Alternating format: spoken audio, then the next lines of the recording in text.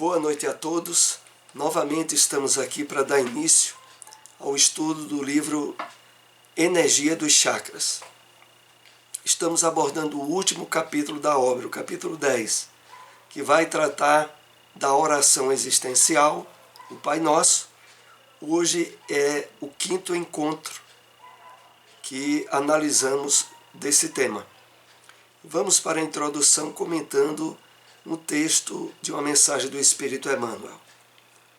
Extraído do Evangelho de João, o Evangelho comentado por Emmanuel, João capítulo 2, versículo 5. O Evangelho é roteiro iluminado, do qual Jesus é o centro divino. Nessa carta da redenção, rodeando-lhe a figura celeste, existem palavras, lembranças, dádivas e indicações muito amadas dos que lhe foram legítimos colaboradores no mundo. Vamos colocar aqui alguns apontamentos que percebemos importantes sobre esse trecho.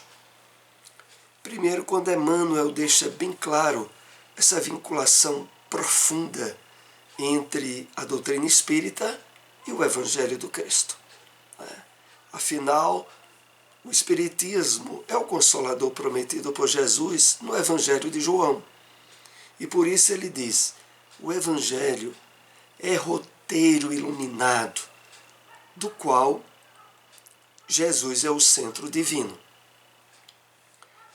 É exatamente valorizando o conteúdo que recebemos através dos evangelhos, que diversas outras obras espíritas surgiram endossando esse material de informações que nós temos ao ler o Novo Testamento, principalmente. Lembramos aqui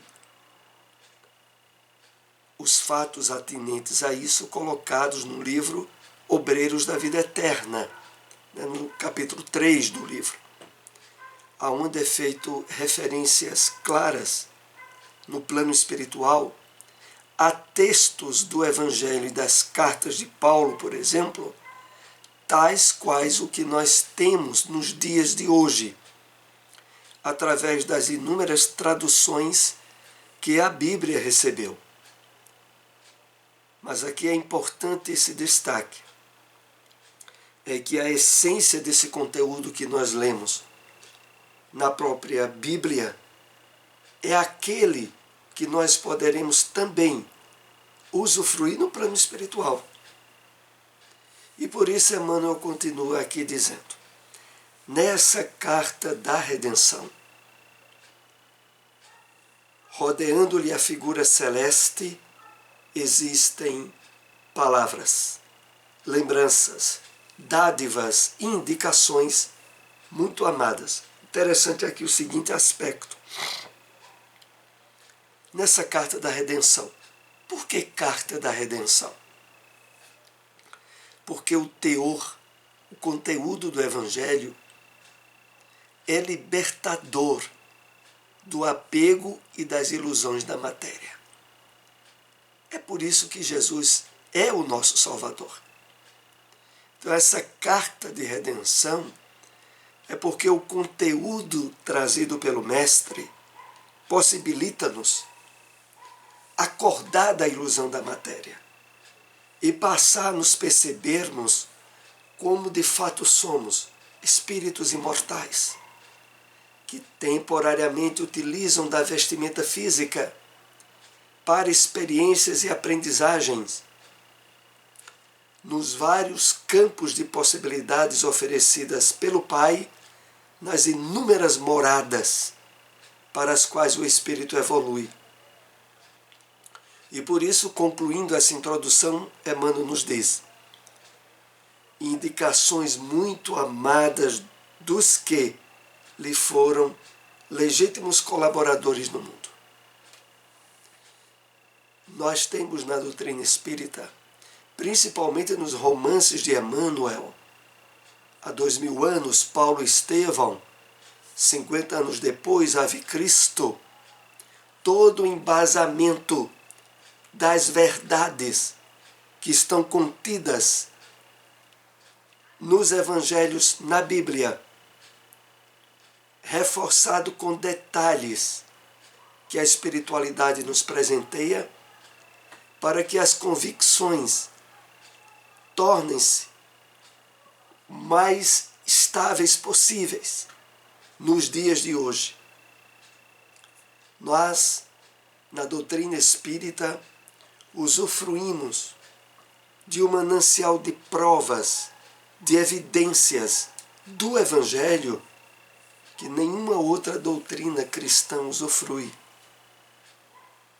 Claro, por não terem se aberto as possibilidades que o intercâmbio mediúnico nos possibilitou através da revelação espírita. Vamos assim iniciar o nosso estudo dessa noite. Perdoa-nos as nossas ofensas, assim como nós perdoamos aos nossos ofensores. Reflitamos.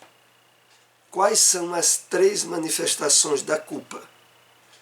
Autojulgamento, autocondenação e autopunição.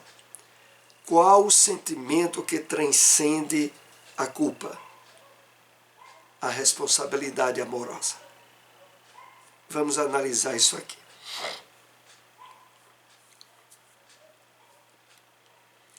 Na frase do Pai Nosso, quando nós colocamos, e foi ensinado a nós por Jesus, perdoa-nos as nossas ofensas, assim como nós perdoamos aos nossos ofensores, há no conteúdo dessa frase as aberturas das possibilidades que a responsabilidade amorosa perante o verdadeiro motivo de não repetir erros se estabelece.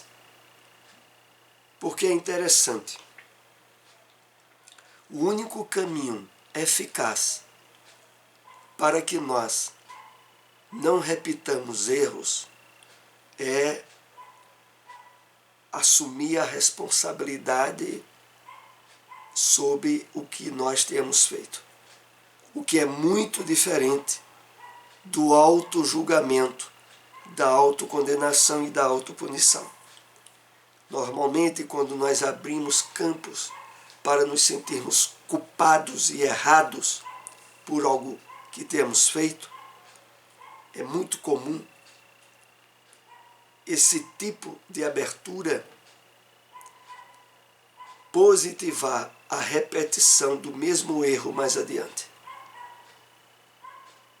Porque aquela experiência errada que tenhamos nos envolvido, ela não passou pelo crivo de assumirmos a responsabilidade por aquilo.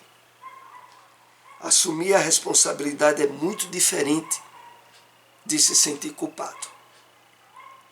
O sentimento, a emoção da culpa, ela acaba sabotando as possibilidades ideais para o uso da razão e do bom senso, da análise, de se buscar perceber por que foi cometido o erro para não se repetir mais.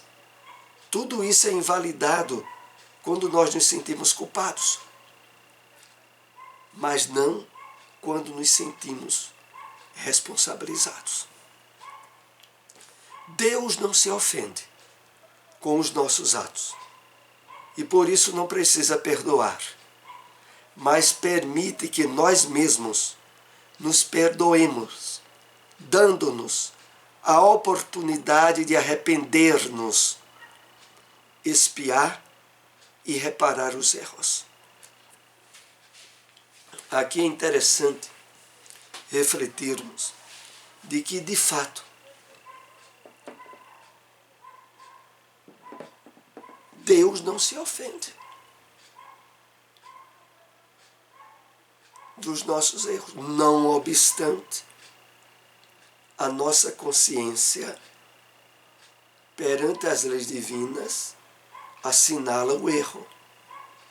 E é a nossa consciência que requer uma reparação e uma posterior superação daquele erro. Não é porque Deus tenha se ofendido pelo erro que a criatura cometeu. Isso estará sendo analisado mais a profundo ao longo do estudo de hoje.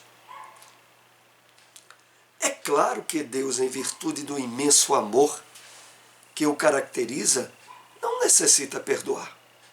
A quem então Jesus nos ensina a pedir perdão?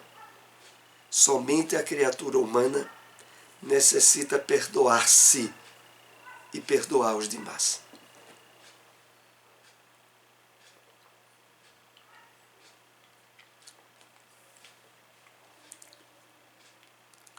Deus, o infinito amor, a infinita misericórdia, a perfeição infinita, iria se ofender com nossos erros?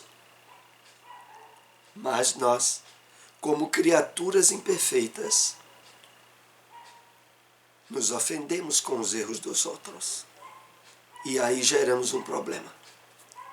Porque na proporção em que nós temos dificuldades em perdoar o erro de outros, nós temos dificuldade em perdoar os nossos próprios erros. É essa a questão. Quanto mais nós somos rigorosos conosco, mais passamos também a ser rigorosos com os outros.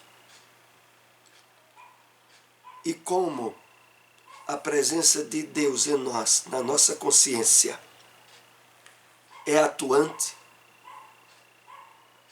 ao conduzirmos desse modo, acabamos tendo uma dificuldade imensa de nos perdoar.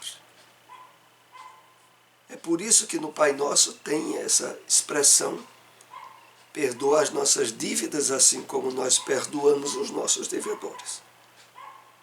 Porque é um fato real. Na medida em que nós perdoamos as outras pessoas que tenham errado conosco, mais naturalmente nós passamos a ser pessoas que trabalham o auto-perdão.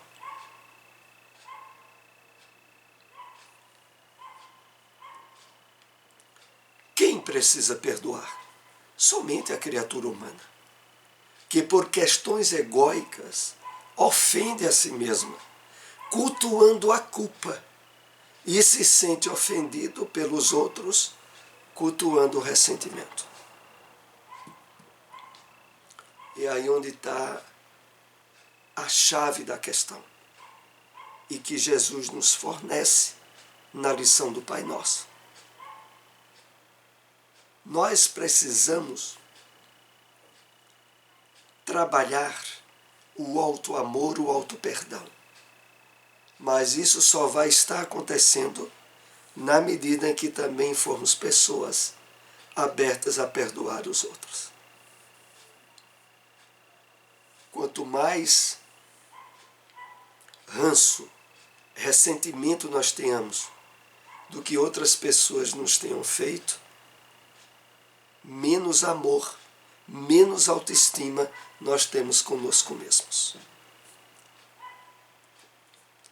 O perdão divino é uma necessidade para nós e nosso nível evolutivo, para que possamos nos reencontrar com as leis divinas, íncitas em nossa própria consciência, e poder cumpri-las, não mais as afrontando. Então, no nível evolutivo em que nós nos encontramos, a grande maioria dos espíritos encarnados na Terra tem uma necessidade do perdão divino constante. E que só estará acontecendo na medida em que nós também formos pessoas que perdoamos os outros. E aí naturalmente nos auto-perdoamos. Por isso o texto diz: para que possamos nos reencontrar com as leis divinas, íncitas em nossa própria consciência. Quanto mais alimentamos culpa e dificuldade em perdoar os outros, mais nós ficamos quebrando a cabeça contra as leis divinas, cuja essência maior é a lei do amor. Ou nós nos tornamos pessoas mais amorosas, acolhedoras, compreensivas conosco mesmos, ou isso acontece e é trabalhado em nosso íntimo, ou nós não conseguimos expressar isso em relação às demais pessoas.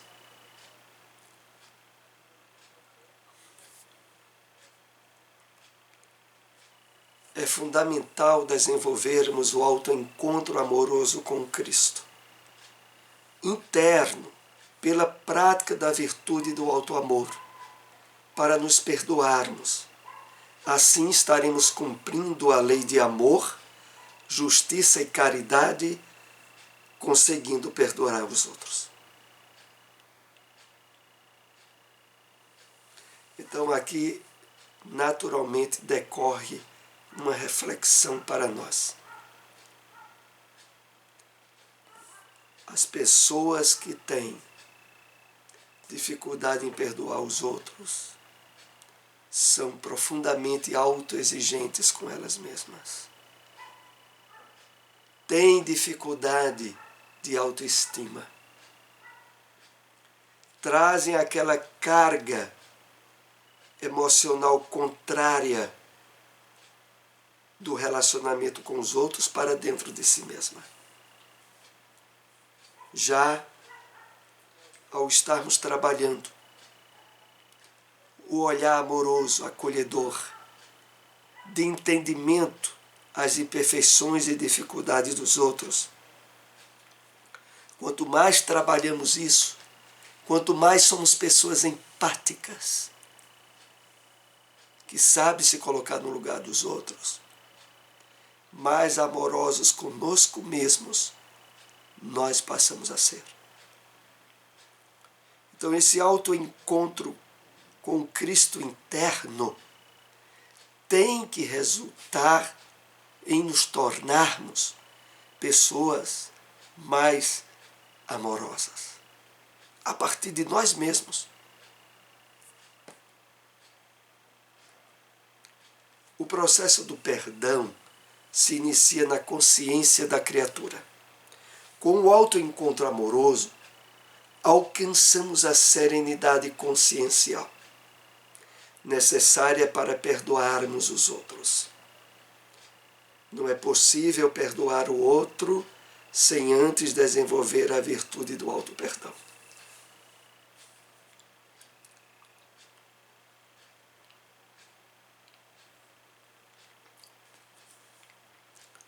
Então, o autoencontro amoroso vai gerar a serenidade consciencial necessária para perdoarmos os outros. E fato profundamente ligado a esse é que não é possível perdoar os outros se nós não desenvolvermos a virtude do auto-perdão conosco mesmos. É claro, e aqui é muito importante frisarmos, que auto-perdão não significa conivência com o erro. Muito pelo contrário. Auto-perdão significa mente serena, capaz de analisar, averiguar onde errou para não errar mais. O contrário disso é quando nós somos pessoas que se culpam muito pelos erros que comete e sai culpando os outros. Porque nessa atitude, a culpa é associada a uma energia desagregadora em termos de uso da razão e do bom senso.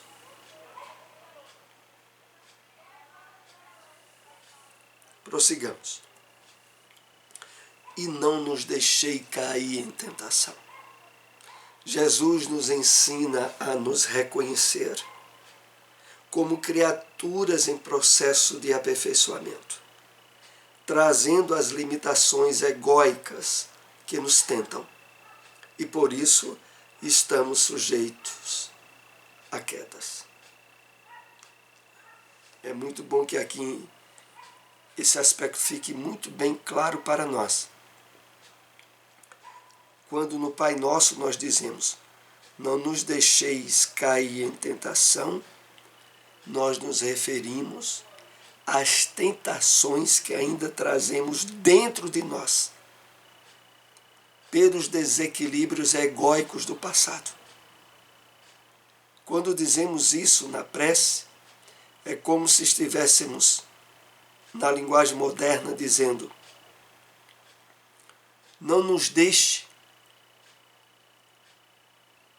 expressar o inconsciente de erros que trazemos do passado e que é gerador de campos de tentação e de desequilíbrios.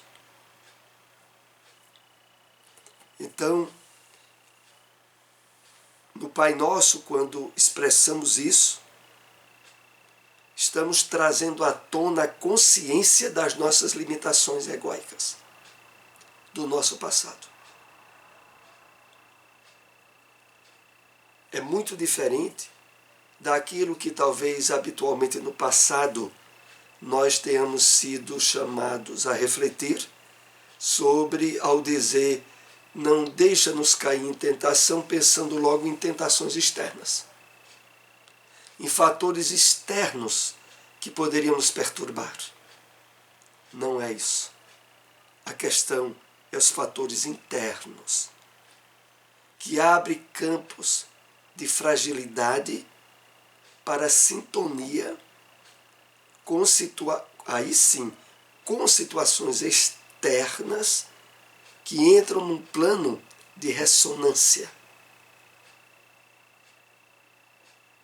É essa a diferença, essa diferença de estudo, porque ela reflete que nós assumimos as imperfeições que trazemos do passado como sendo as principais responsáveis por erros ou tentações do presente. Os termos não deixes significam muito mais do que um movimento repressor e de impedimento absoluto. Trata-se de levar o espírito humano a considerar a onipotência e onisciência do Criador em todas as circunstâncias da vida. Interessante esse aspecto aqui que a obra nos chama a refletir. No Pai Nosso, quando dizemos não deixe-nos, referindo-se a Deus, e aí o texto diz, significa muito mais do que um movimento repressor de não deixar. Trata-se de levar o espírito humano a considerar a onipotência e a onisciência do Criador. Porque de forma indireta, quando nós expressamos essa frase, dentro de nós há uma ligação aonde está expresso que nós sabemos que Deus, na sua onisciência e onipotência, alcança as possibilidades que nós ainda estamos muito longe de alcançar. E por isso nós lhe rogamos que nos ajude a não cair nas tentações fomentadas pelo nosso ego desequilibrado. A frase não deixes cair em tentação expressa essa condição abençoada de jamais sermos deixados eternamente à mercê dos próprios equívocos nas tentações do ego.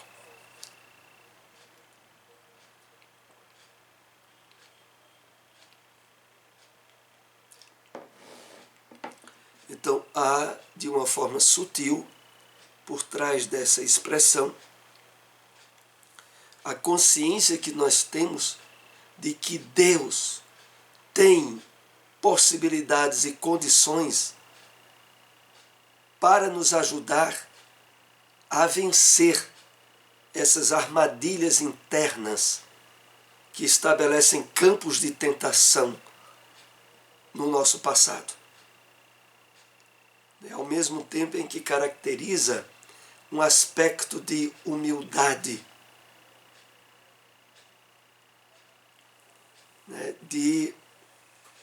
também de devoção a um poder e a uma força muito superior às possibilidades nossas.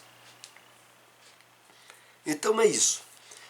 Esse capítulo nós ainda estaremos continuando a análise, o estudo no próximo encontro. Agradecemos àqueles que tenham nos acompanhado, se possível compartilhem essas informações. Uma boa noite para todos.